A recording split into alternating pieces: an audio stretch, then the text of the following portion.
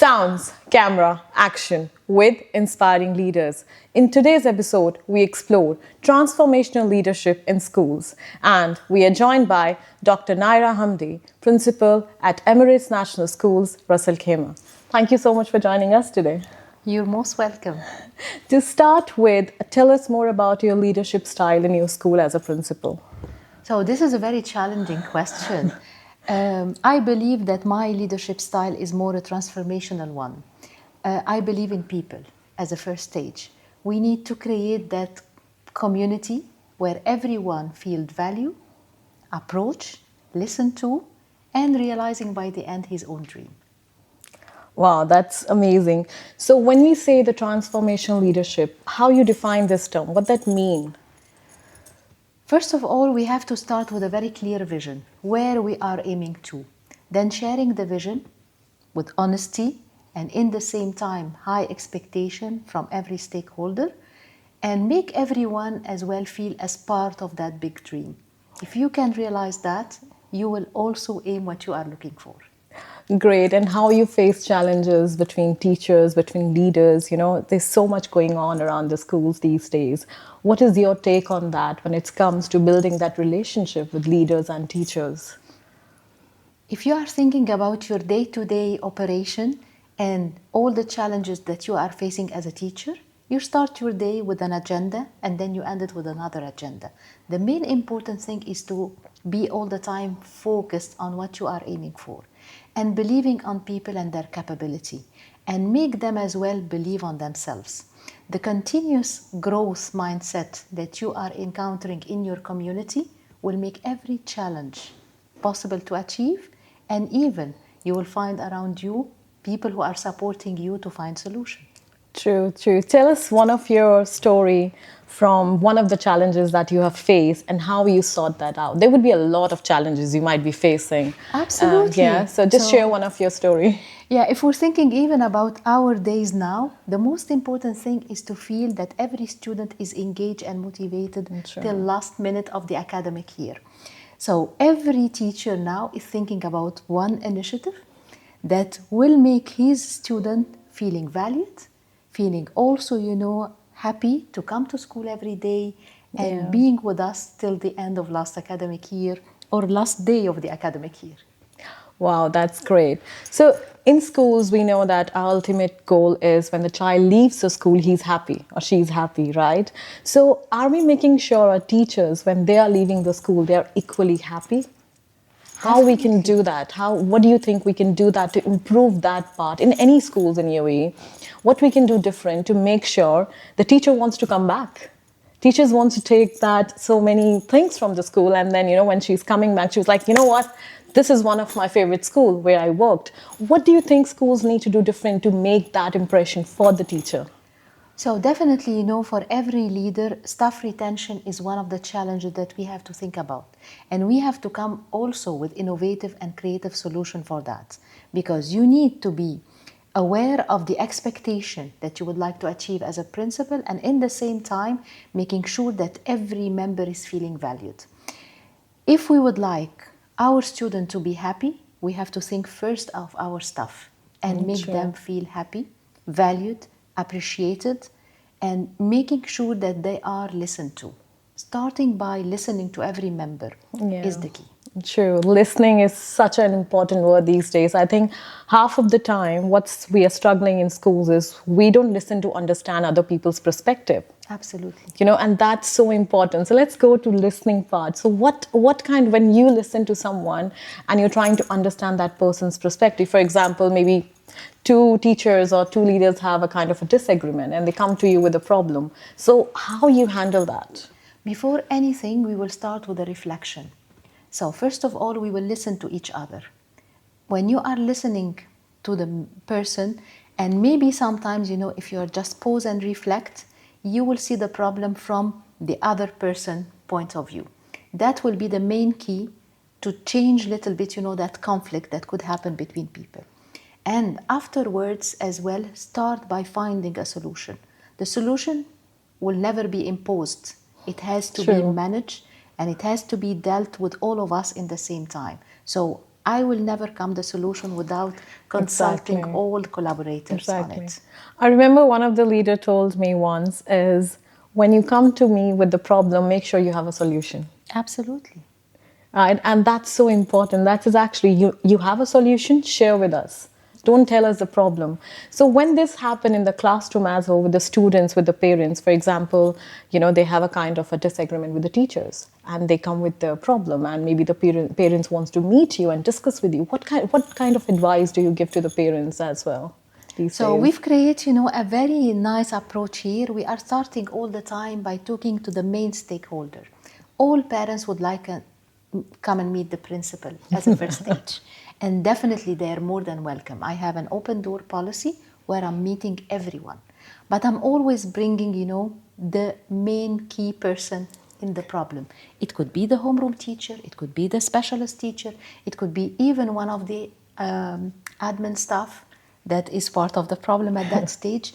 And we are trying, all of us, to listen and find a solution by the end. This is the most important thing. Listen to Wow. all Exactly. stakeholders that are part of the Exactly. problem. Well, is it easy? It's easy if you believe on it. I have all the time, one tip that I'm doing, how I start my day, what are the things that didn't end by the end of the day that I need to carry on for the following day. And I'm trying to have, zero tasks carried for the following day.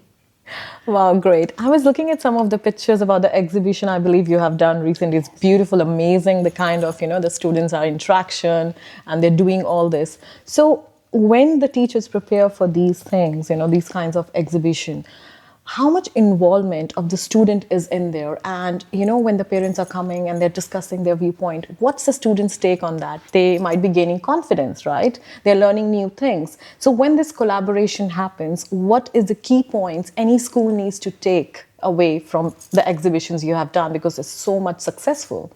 So what do you think they need to take the key points when they're organizing such exhibitions for schools and students? So here the key will be the student agency. Student voice has to be the starting point. We're starting first by sharing with the student the expectation as Yeah. a long-term plan from the beginning of academic year till the end. The exhibition is something that will happen if the planning is really thorough and Sure. very well, Sure. organized between all stakeholders. Student agency at that time mean that the student is responsible and will be presenting his work to the audience by the end. Definitely, we are supporting, innovation, creativity, artificial intelligence, all that, but by the end, it is your mindset. And here the student is thinking, how am I facing the audience? Then getting Exactly. a lot of support, from different perspective, not only, for the content, but from other skills that are required as well to be part of that big exhibition by the end. Amazing. And when we do such exhibitions, and is the language is a barrier for the student? The Ah, language is never a barrier okay. because we are trying all the time to make them feeling confident. Um, as a bilingual or trilingual speakers, this is what we are promoting in our community. You have to True. have that ease mind of set to shift to another language. And in the same time, you have, for example, the visual support, you have the Exactly. auditive support. You are Exactly. supported by a lot of Yeah. additional tools that will help you to True. overcome the challenge of True. the language. True. So when students come to you, or maybe they're going to the leaders, have they, especially grade 11 and 12? So what are the challenges? What's going on in their mind? What are their ideas? So I'm trying to meet my student at least monthly. So Okay. I have, of course, the student council of every grade level, but especially, my grade 11 and 12, they're not only meeting me, but texting me sometimes, emailing, for example, Wow. for additional support. Again, the most important thing is to understand their point of view. Maybe True. they have hidden part that we are not even thinking about. For them, for example, the venue of the graduation could be the most important thing. True. The number of people who will attend that event and how to Exactly. support that. What exactly will be presented, how to make them feeling as well part of the event is the most important part. And that's why they are part all the time of our final planning. Great. And have they discussed with you about their career choices? Of course. Yeah. Career choices and the individual path that we are trying to define for every student in our community is highly important. Definitely we have a career counselor who is responsible of sharing all the details with them and their parents, but sometimes they will request, for example, additional advice or True. special advice, for example, about one country or the challenges to live abroad and how to overcome that, or even, supporting, of course, their final choice with their parents, because we are True. also part of that community. Exactly. And let's talk about AI in schools. We are getting so much this AI everywhere, the way the child is using maybe social media or in the classroom, how they're using ChatGPT and other tools to help them. How can we maintain that balance between human connection and AI so the child they are connected with the teachers at the same time they know how to switch from AI to the human connection, talking to the teachers? What do you think we need to do? This is a very important question. As an IB educator, I am always supporting, the vision of IB not to ban these kinds of new tools or initiative or technology that Exactly. is surrounding us. Teenagers are even more expert than I. First of 100%. all, we have to learn these tools. And I believe as lifelong learner that we have to accommodate our style to the new initiative and new technology that are now in our educational field. In the same time, our teenagers are more, obsessed to all that. So we have to make them understand the human impact in every decision. Exactly. Definitely, you will be getting the support from artificial intelligence tool, but True. you have to read it yourself. You have to assess, you have to reflect, you have, to compare the different options that are in front of you. And these kinds Exactly. of skills are embedded in their learning from day one, from even, the early childhood, when we're speaking True. to them about the learner profile attributes. Exactly. And what do you think the parents' role in this? They plays a huge role in what the child is learning in the school. And through AI and, even like if I'll talk about my girl, she's 5 years old. When I reach home, I make sure I spend some time with her. She won't be on the gadget for the whole time. What do you think, what's parents' role in this to maintain that? Now, if you have heard the new rule about the UAE Yes. banning, right? Yeah. So what do you think parents need to understand the awareness when we talk about? What advice would you like to give it to the parents? So, a strong communication between schools and parents. We as parents, we have to seek information. This is highly important. But the schools as well, we have to invite parents to come and be aware of all these True. challenges. We are trying to making that happen through, for example, the induction days, through also parents teacher conference. We've established something very successful this academic year as well, which is the coffee morning and parents community, just coming and chatting about any problem that you are facing with your child. It could be even, a non-prepared or non-planned conversation. Come and share your wonders, your aha moment, if you have, for example, an aha moment with your child during the week. So a strong communication, an open channel of communication with the parents is highly important. And what kind of challenges do they face at home? Do they discuss? Yeah. Absolutely. We had, several discussion with parents, for example. Some of them are facing difficulty to maintain, a day-to-day rapport or, a day-to-day conversation like before, especially with teenagers, where they're spending most of the time, with their devices. They're more talking to their friends, to their parents. So we're giving Exactly. them tips. We're trying to support them to overcome that. Sometimes, for example, it could be, the natural, anxious of new mothers who are just, sending their kids to, Exactly. to the school and being afraid of losing that kind of Yeah, bound or exactly. strong That's relationship. Or it could be, that they are very afraid about their career path as well. So true. at a different level, you have to accommodate as well, the needs of the parents. But again, the most important thing is to create that kinds of relationship. Exactly. And we have a very strong as well, parents community here. Here in RAC, really, parents are keen about student education. Exactly. And I love the point that you mentioned the kids have more knowledge than us. Of course. and their knowledge is so vast in such a way, and thanks to internet, thanks Yes, to devices, because that what we never had that, definitely. right? And that's so amazing with the concept they are coming. Even with technology they are creating, the projects, the videos. That's some of the plus point of AI and the internet, right? They are helping them. But when we talk about student own interest, or let's talk about their imagination when they're doing their writing skills, writing plays a huge role, especially now when they're going for their graduation. After graduation they have their exams to apply for different universities, right? So when it comes to writing, what advice would you like to give it to the students, how they can be authentic at the same time? Of course they can take help from AI, but how they can be more authentic in their writing with their own imagination, with their own creativity? What advice would you like to give it to the students? So without, of course, implementing with them all the time, the 6+1 trait or all these kinds, of writing methodology that we are having in the classroom, we're always telling them, start from your heart. Exactly. Put your own words first. Try around your own words to create what you are aiming for, to create your own scenario, for example, to improve your portfolio. But it has to be authentic. It has to come from your heart first. And believe me, even if they are using, AI or ChatGPT or any kind of tool to design their own portfolio, they're always starting from, from the scratch, from They're a blank writing. paper. Just write few words that you are feeling. Exactly. It is just describing you as a person. True.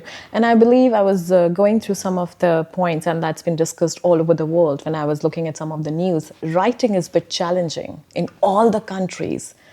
And it's so important for them to develop in a very early age. So what do you think the schools, wherever they are, wherever whatever part of the world they are, right from the ELC, what they can do different to make sure writing skills are developed in a very positive way and the child is interested in writing? So as human being, we will be always speaking and writing. True. These are, skills Yeah, that are, exactly. defined for us as Yeah. human being. But exactly 25 years ago, before even having, all these technology in hand, we were very keen about, the handwriting style. True, I was 100%. raised, in a French community where Okay. handwriting style is something very important. And we are mastering that. But in our days, is it more important, to go through that handwriting skills or the content and the concept that we are sharing? And I believe if we are focusing all the time on the conceptual understanding of knowledge and what we are doing to prepare our kids for the real life, that will help us to put, the methodology of writing in front of our hands. Writing is changing across Oh, the years, of 100%. course. Yeah. We were writing before with a stone, which is not anymore what we are aiming True. for. Yeah. But the most important thing is the thinking, how we are thinking and how we are transferring the meaning that we are thinking about to writing in a way that is comprehensive by Exactly. us as human Exactly. beings. True, because I think when the students leave the school, they go to universities. One of the challenge they do face when it comes to writing papers, even their final exams, they do face that challenge. So when writing is become, as you mentioned, that it's all about their thought process, how they're doing it. So let's talk about the teachers. What do you think they need to do different to develop that more in the classes? What advice would you like to give it to the teachers? So first of all, of course, we are not here just to teach content. Exactly. We are here to develop student skills. If we are thinking that we're making a change every day in the life of the students, and what we are making him learn today will have an impact on the future, Exactly. we will be creating that kind of connection between the teacher and the student. Teacher need to differentiate the plan for every child. Oh, yeah. I do 100%. understand it's not an easy task. It's not. But this is Yeah. the success of any school. Teaching and Exactly. learning inside the classroom. True. So when we're talking about teaching and learning, before we even start the content, like as teacher, I believe in that building relationship is very important. The child is walking into the new classroom, that relationship building is so important because that will be their memories for life. right? So when they meet the teachers, now we are going to start the new academic year, there would be a lot of new teachers who have no idea. They might be panicking about these things. What do you think they need to do different when they see the student for the first time walking into the classroom? Any student or any human being, and here I'm talking K to 12, I need to feel welcomed by my teacher. True. I need to have a teacher who can listen to me whenever I need someone to speak to. I need, as a student, to feel that I am not unnoticed in the class. I have a special place. And of course, it's not an easy task for the teacher because they have in front of them at least 25 students. True. But this is the key of success. If you can start by building that relationship between you and your Exactly. students, everything else will be very easy. Yeah, They will do anything for you. 100%. That's true. And as I said, there are a lot of teachers who doesn't want to teach anymore. Yeah, let's look at the facts. Why teaching is not becoming so popular the way it used to be. Let's talk about why do you think the pressure in the schools to such an extent, like when I walked into your school, I feel the energies and it's so positive. As I told you, you're so calm and composed, right? So, and I can see those energies. When you have that positive energy around the school, you know the teachers are happy, you know the students are happy, and you can feel that, right? But a lot of teachers are thinking of changing their profession, moving to something else. What we can do different to make sure we have more teachers who feel welcomed, who feel loved, and who they don't feel that they've been blamed every time something happens wrong. What do you think what we need to do different? So first of all, we need to start with every teacher himself. If he believes that he will make an impact and he will make a change and he will feel valued, he will know that he is in the right place. The teacher needs first to feel, supported. Everyone is doing mistakes. Exactly. This is something Exactly. common. We are human beings. True. But definitely, we have to feel supported because we are trying sometimes new methodology every day. We are facing human being. The reaction is different from one person True. to another.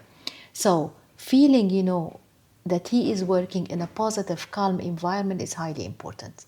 And he has to believe as well that the job of a teacher is not a job that you will leave True. at the end of the day.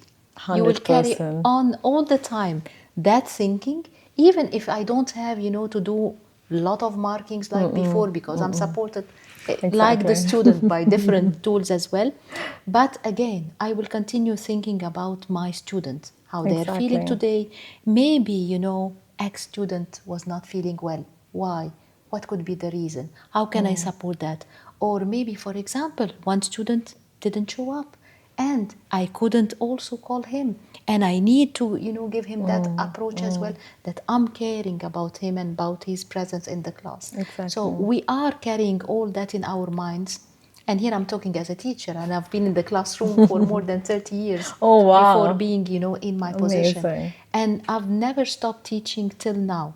Even now, I'm doing some online, workshops as well to make sure that I'm understanding again the challenges of every teacher. This is highly important. But as a school principal, I would like every teacher first to feel valued, to feel welcomed, and to feel that he can try and do, as well, lot of new approach in his own classroom. Wow, that's a lot of information. Tell me about your vision. When you first walk into this school, what was your vision? What were you thinking? Okay, this is my school. I'm going to lead this school. What were your initial thoughts about how to run the school? So the first thing that I am feeling about a school, first of all, is how to discover the community. I need to know every member in my school. I need to create relationship with every member in my school. This is my first aim. Then I would like them to believe on themselves, to believe on their way of continuing, growth, to have that kinds of continuous improvement in the place. We can do it. We can improve our school. We can also make a change and improve our student learning. This is the most important thing. I love the way you have said not I, you used we, and I love it. I love it. I've seen a lot of people will say like I'm doing this, and when they start saying that we and they talk about the school as together, that's make a huge difference. That tell you about the leadership in that school. So I love that when you Thank said you. that. But if all the others are not part of the big vision, it will never happen. True. We have to work together, hand in hand, each one of us. And I believe all the time that that community or, our school is a big family. We are all here most of the day together. So Exactly. we are members of a big family by the end. Exactly. Wow, that's amazing. That touched my heart actually. Thank you. Amazing. Let's move on to a very important point in school, behavior. Yeah, and I think behavior is something that connects with everything happening in the school. Why do you think behavior is a big concern in school these days? This is a very, philosophical question as well. You know why? Because students are different, parents are different, we are different, expectations are different. If we are looking, back ahead, 30 years ago, the behavior was not an issue like this, but it was also a different approach. Now we True. all believe in positive discipline. We needed students to be self-disciplined.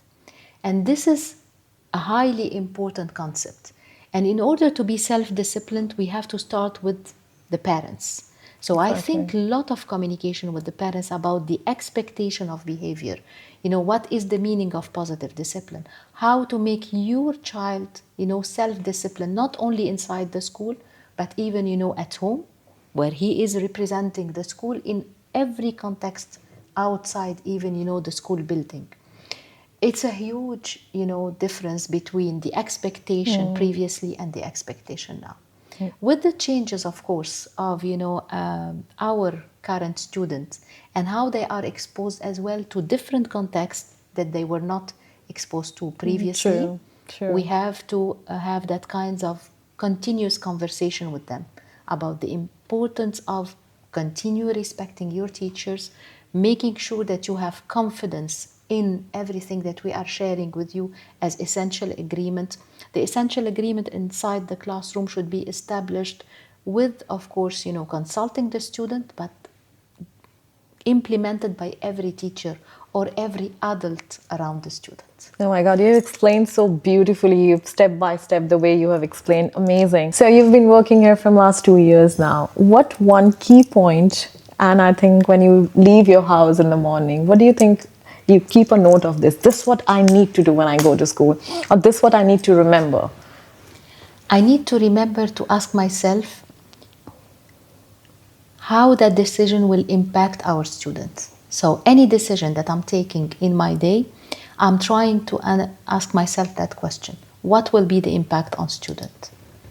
That is my first one. And definitely with the impact on students, I'm always measuring as a balanced approach the impact on teachers. Sure. Sometimes we're taking decisions without seeing that balance, and we have all the time to put that in front of us. Wow, great. And very important question again about assessments. How you deal with the pressure around assessment when we talk about students, especially who are struggling, and anxiety they go through, and even the teachers. Assessment is a big time when especially when we talk about grade 11 and 12. So, what do you think teachers and the school principal needs to remember how to deal with the pressure with when it comes to the assessment time? So students have, they have to understand that it's not only about, the summative assessment or the final exam. It's about everything that you achieve in your day to day. So if we're taking, the approach of formative assessment, compiled of course with the final summative assessment, but every task that you are doing in your day to day will give you credit to reach your final goal. You will have a student who will be self-disciplined, focus on his learning, and in the same time feeling valued every day. Wow, thank you so much. So before we move on to rapid fire round, one last message to our listener, to our audience. Oh, so this is a very, difficult one. But if you are a teacher, you are lucky because you are feeling young all your life. This is a message that every teacher should be thinking about. We are always very young. Thank you so much. We'll move on to the rapid fire round. You ready? Thank you. Okay, what's your go-to stress reliever after a busy school day? Very easy thing. I'm playing all the time any simple game that will take me away of any thinking. Wow, what's your favorite? Oh, it could be, Candy Crush. Something. Great, wow. Morning assembly or end of the day reflection? Both of them are highly important. I believe all the time that briefing morning is highly important, and the reflection at the end of the day is also essential. Great. One thing you always keep on your desk? A flower. Email or face-to-face conversation? Face-to-face conversation. Great. What's harder, leading adults or managing change? Definitely managing change. One habit that keeps you productive? Feeling all the time that you are here to make an impact on every student. Wow. A moment in your career that made you smile the most? I'm a smiley person myself. You are. But a moment in my career that I really remember all the time, that it was exactly 25 years ago, my first coach, when she told me, you are a great math teacher. And I remember that I was so young at that stage. Wow. But this one of my moments that I will remember ever. Great. If you were not in education, what would you be doing? I'll be working in diplomatic field. Oh, nice. One thing you always tell your teachers before a new term starts? Believe in yourself, believe in your capability, you can do it. Wow, thank you so much for joining us today. It's been so great and it's been amazing. Thank you for giving us your time. You're welcome. It has been an amazing morning. Thank you so much, and looking forward more opportunity like this. Great. Thank you.